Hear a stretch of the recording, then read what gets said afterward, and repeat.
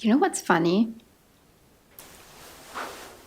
Germany was never on my radar growing up. I mean, I knew it existed, but that was about it. If someone told me that I was gonna live in Berlin for 2.5 years, I would have laughed at them. But that's what happened.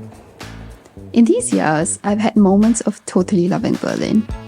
And then I would have other moments when all I want to do is pack up and go back home to Singapore. So let's talk about this. The work-life balance. This in Germany was such a pleasant surprise to me. Everything about it is amazing. From generous vacation days, where I got 30 as compared to the 15 that I had in Singapore, and the social conventions around it, of it being considered rude to contact your colleagues outside of working hours.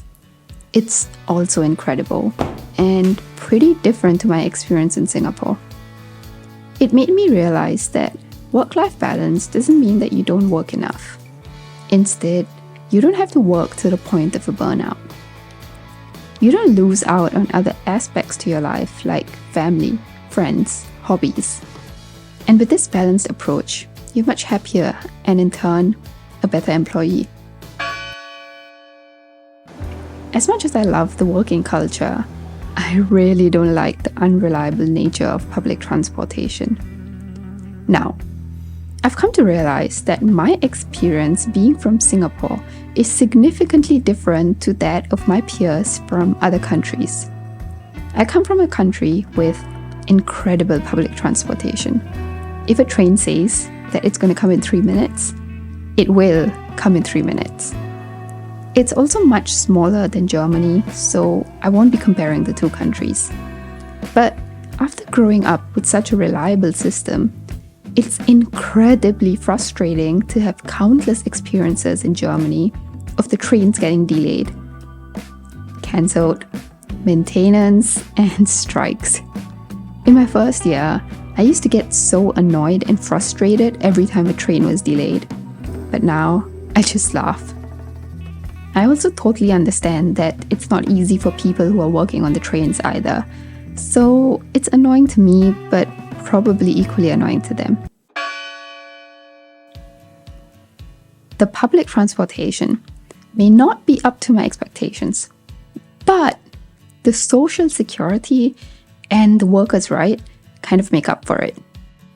The unemployment benefits, the work councils in most companies to protect workers, and the incredible parental leave was just something that makes everybody feel a bit safer. I come from a place where, because of the lack of a safety net, everyone works very hard and aims to make a lot of money to provide for themselves. Germany, on the other hand, has the government provide a sense of safety for everybody living here.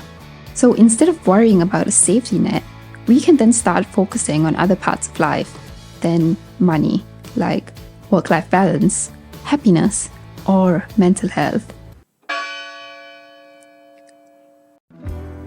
Okay, this is not Germany's fault at all.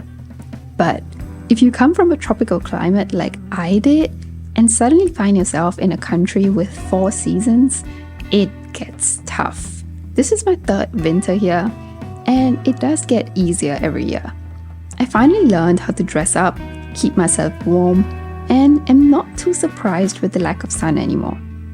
But my first 2 winters were so difficult. I was used to seeing sun every single day growing up, and now having to live with grey skies, cold weather, 4 p.m. sunsets, and 8 a.m. sunrises, it's hard. I found myself not wanting to leave the house so I could stay at home and be warm. Winter depression got real, and it was something that was really difficult to get used to.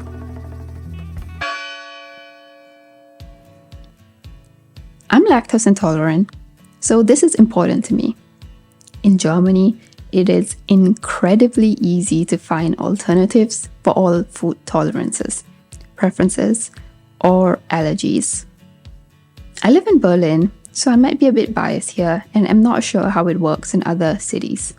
In Berlin, I have an entire supermarket section dedicated to just plant-based milks. From supermarkets to restaurants, if you have any food allergy or preference, you can always find something for you, and I love that. While the availability of options is amazing, something I really do miss back home in Singapore is the food. I've traveled to multiple cities in Europe, and unfortunately, I've reached the conclusion that food in Germany, specifically Berlin, because I live here, is not the best. Hear me out. See, preference in food is relative. I love Thai, Chinese, Indian, Mexican food, and I simply cannot find good restaurants that serve those cuisines here. Yes, there are decent places, but I don't find them very authentic. It could be because of my taste, the produce, or the lack of demand. But I really wish that I could replicate the amazing food Singapore had here, or at least have a few restaurants that serve that quality of food. Now, this is very specific to Berlin, but the judgment culture is amazing. Or shall I say, the no judgment culture is amazing. 2.5 years in, and I see weird things happening all the time in Berlin. But nobody cares. You can wear whatever you want, say whatever you want, eat whatever, and nobody judges you.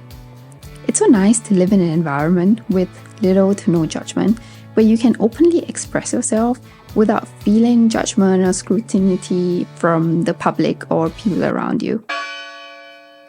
We end off with probably the worst part according to me, which is the high taxes. Something I still don't comprehend is the tax tiers. Germany has 4 tiers to the amount of tax people pay. I don't even earn a crazy amount of money, and I already pay 42% of tax, which is the second highest tier. I've kind of accepted this tax rates for now, but this high taxes is definitely something that makes me question my stay in Germany and makes me wonder if it's the right place to be financially. So let's see what happens. I must emphasize on the fact that my opinions are relative to my upbringing and my experiences in Singapore. So it is very possible that they may be very different to your experience in Germany. As a teenager, I aspired to find the perfect place to live. But after living in 3 countries and traveling to multiple, I've slowly realized that such a place may simply not exist. Every country and every city I've been to has its own set of pros and cons. As much as I get frustrated with certain aspects of living in Germany, I end up loving it a lot too. With that being said, thank you so much for watching, and I will see you in the next one.